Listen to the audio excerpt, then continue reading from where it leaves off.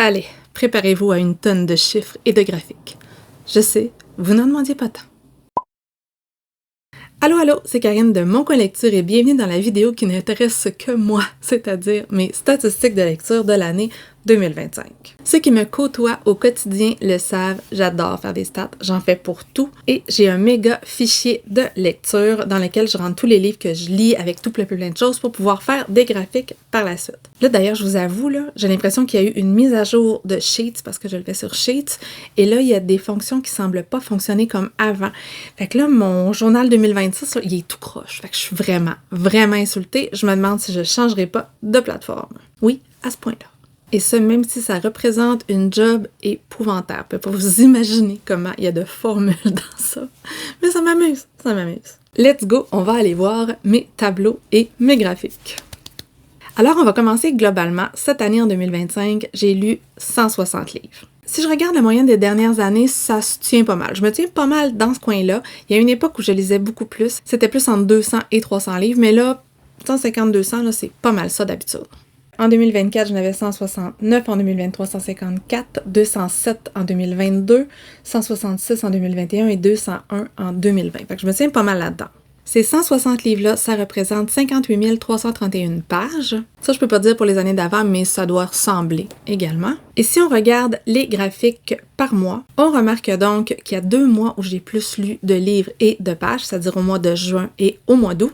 En juin, j'ai lu 21 livres, ce qui est quand même pour moi beaucoup. Il y a 3 mois également où j'ai moins lu, c'est-à-dire les mois d'avril, octobre et novembre. Ben, c'est normal un peu, ce sont les mois où j'ai voyagé. Je suis allée à Paris au mois d'avril voir mon amie Angela Morelli. Et en octobre-novembre, j'étais au Vietnam et au Cambodge. J'ai vraiment pas lu tant que ça. En ce qui concerne mon appréciation, je note sur 5 un peu n'importe comment, mais ma moyenne c'est de 3,75, c'est-à-dire que c'est une bonne année de lecture. Et si je regarde par mois, ça se tient, c'est quand même assez équilibré, juste les mois d'avril et d'octobre, où j'étais moins intéressée par mes lectures parce que c'était tellement gros ailleurs, j'étais en voyage, donc ça explique aussi certaines choses. Si je vais voir ma notation globale, vous pouvez voir que la majorité de mes lectures sont des 4 et des 4,5 étoiles. C'est quand même assez extraordinaire, soit que je choisis vraiment bien mes lectures, soit que je suis vraiment devenue pas difficile pantoute. C'est peut-être ça en fait. J'ai eu 3 2 étoiles, 4 2,5 étoiles. Ensuite, le reste, c'est des 3, des 3,5. Vraiment, il n'y a pas beaucoup de lectures que j'ai détestées cette année. J'en ai abandonné beaucoup, par contre. J'ai pas fait la liste. J'aurais dû faire la liste. J'en ai abandonné beaucoup, mais très tôt dans le récit. C'est-à-dire que j'attrapais le livre, je lisais, j'étais là, oh mon Dieu, non. Souvent, c'était, oh mon Dieu, c'est pas bien écrit. Non, je devrais dire, l'écriture ne me plaît pas. Désolée. Mais ceux-là, j'en parlerai pas. Mais ça, j'en ai abandonné cette année, mais vraiment très tôt. Là, je pourrais même pas vous parler des livres. En plus de ça, si je compare mes services de presse et mes lectures perso, mes services de presse ont des meilleures notes. J'ai plus de 4 étoiles et de 4,5 étoiles dans mes services de presse. C'est weird, hein? C'est vraiment weird. Avant, c'était à peu près égal et maintenant, il semblerait que les éditeurs savent mieux que moi choisir mes lectures. Tout va bien. Comme souvent, j'ai surtout lu des femmes. Dans ce cas-ci, 71,1% de femmes. Oui, j'ai lu plus de femmes, par contre, si je regarde mes appréciations, c'est pas mal égal. En fait, il y a 0 différence statistiquement significative. Vous allez voir que c'est souvent le cas. En fait, je fais tout ça pour rien. C'est pas grave. J'ai également lu 94,3% de romans et d'essais et de trucs adultes cette année. Ça non plus, c'est pas surprenant. Mais dans l'époque où je lisais plus 200, 250 livres, je pense que je lisais beaucoup plus de jeunesse. Ceci explique peut-être cela. Maintenant, si on regarde ces romans adultes-là versus le young adult et le middle grade, en fait, c'est difficile à dire parce que j'ai tellement lu plus de romans adultes, mais de façon générale, je préfère l'adulte au YA et le middle grade, ceux que je lis, c'est souvent des valeurs sûres, vu que j'en lis beaucoup moins qu'avant. Puis les graphiques, écoutez, je pense que j'en ai lu un. C'est n'importe quoi. Il faut que je recommence à lire de la bande dessinée cette année, c'est n'importe quoi. Si on passe au genre littéraire, 45,3%, c'est ce qu'on appelle la littérature générale. Je pense que c'est un peu moins que d'habitude. Attendez, je vais aller voir l'année passée. Ouais, l'année passée, j'étais à 58,quelques%, donc j'en ai moins lu que les autres années. Mais on retrouve quand même 14,5% de fantasy fantastique et 14,5% de SF, 9,4% polar thriller et, ce qui m'étonne, 7,5% de non-fiction. J'en lis très peu habituellement. Maintenant, si on regarde les notes par rapport à ces genres littéraires-là, j'avouerai que c'est très semblable. Ce qui ressort avec des meilleures notes, c'est poésie-théâtre. J'en ai lu 2, je les ai adorés tous les 2. Et habituellement, tout ce qui est romance, feel-good, c'est vraiment en dessous, mais là, c'est 3.5 quand même. Ça va. J'en ai lu des biens cette année. Yeah! De quelle partie du monde venaient ces romans maintenant? Bon, encore une fois, j'ai une bonne proportion d'Amérique du Nord, c'est-à-dire Québec, Canada et États-Unis. J'essaie de lire moins de romans états-uniens, mais il y en a beaucoup des romans états-unis. Puis il y a quand même des thématiques qui m'intéressent beaucoup aux États-Unis. Mais j'ai également lu beaucoup de romans européens qui ont été écrits en français, pas mal qui ont été écrits en anglais. Plusieurs romans d'Asie grâce au challenge Lisons l'Asie et au fait que je sois allée en Asie cette année. Et les autres provenances, c'est quand même minoritaire. Maintenant, on va aller voir les notes. On va regarder si j'ai raison de lire comme ça. Bon, j'ai raison puis pas, c'est tout à peu près pareil en fait. Il y a vraiment une note qui se démarque et c'est celle de Inde. Mais je crois que j'ai lu 2 ou 3 romans indiens que j'ai adorés cette année. Peut-être bien même qu'il y en avait juste un. C'est-à-dire Le Dieu des petits riens de Arundhati Roy qui était mon livre préféré de l'année. Ça peut vous donner une idée. Ouais, il y en avait peut-être juste un. Les autres, c'était l'année d'avant. J'ai également fait la même pointe de tarte, non pas par région, mais par pays, et on voit encore la même chose qui ressort, c'est-à-dire États-Unis, France, Royaume-Uni. Les autres, c'est toutes des 3-4 romans. Nouvelle-Zélande, c'est parce que j'ai lu la série de Tamsin Muir, quelques romans japonais, donc ouais, c'est surtout ces pays-là. Je suis pas originale, hein? C'est épouvantable. Plus ça va, plus je suis paresseuse et plus je lis en français. Donc ici, 83%. Avant, c'était 50-50. Ça aussi, ça fait peur. Puis j'ai pas lu en espagnol. Ça, c'est mal.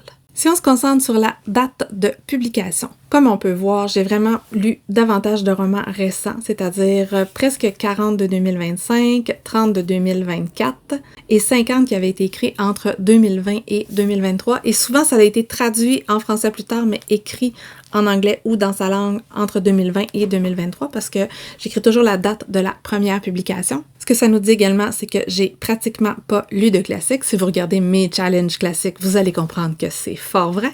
Et si on regarde les notes par période de publication, on peut voir encore une fois que les classiques que j'ai lus, je les ai aimés. Pourquoi j'en lis pas? C'est une bonne question. Et j'ai beaucoup aimé les classiques modernes également, c'est-à-dire ceux écrits de 90 à 2010 à peu près. Dans les romans plus récents, c'est à peu près équivalent, ça se tient entre 3.6 et 3.8 de moyenne, mais là-dessus, je compte pas le tas de romans de 2025 que j'ai commencé et que j'ai pas fini. Je dis un tas. Pour moi, c'est un tas, là, mais c'est moins que pour la plupart des gens.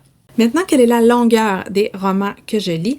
En moyenne, c'est 367 pages. Et ça ressort quand même dans le graphique où on voit que la catégorie où j'en ai le plus lu, c'est entre 3 et 400 pages. Mais on a quand même beaucoup de gros romans. On a 29 romans de plus de 500 pages, ce qui est quand même pas mal. Là-dessus, on avait de 1000 pages. Étrangement, j'ai pas fait de stat, la note versus la longueur du roman. Et il faudrait. Si mon tableau Excel 2026 se décide à fonctionner, celle-là, je vais le faire. Ai-je découvert des nouveaux auteurs?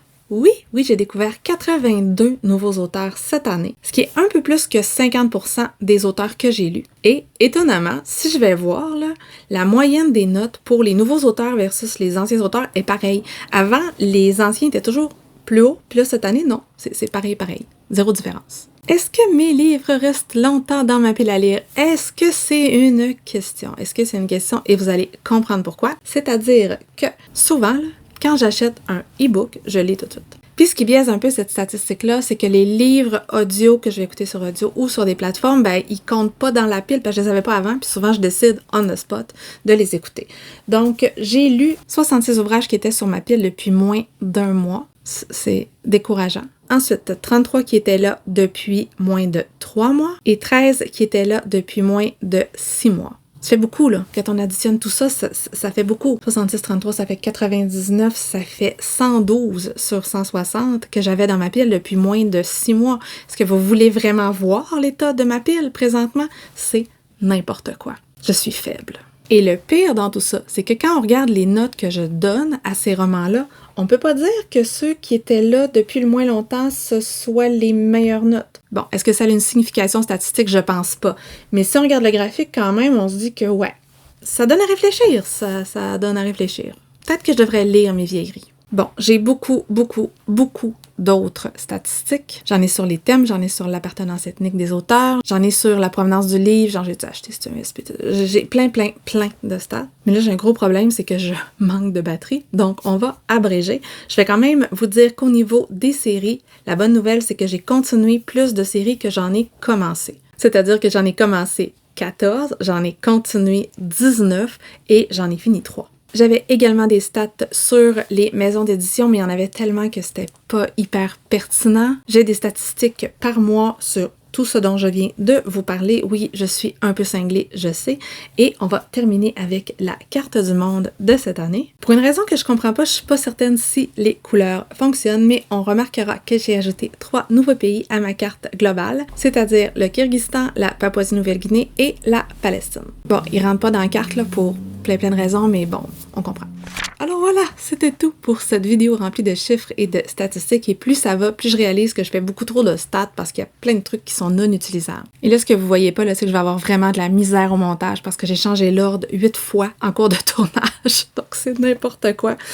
En tout cas, on va bien s'amuser. Si vous avez aimé la vidéo, vous pouvez la liker, la partager ou, soyons fous, vous abonner à ma chaîne si mon contenu vous intéresse. Et sur ça, je vous souhaite une bonne fin de journée, de bonnes lectures et à la prochaine!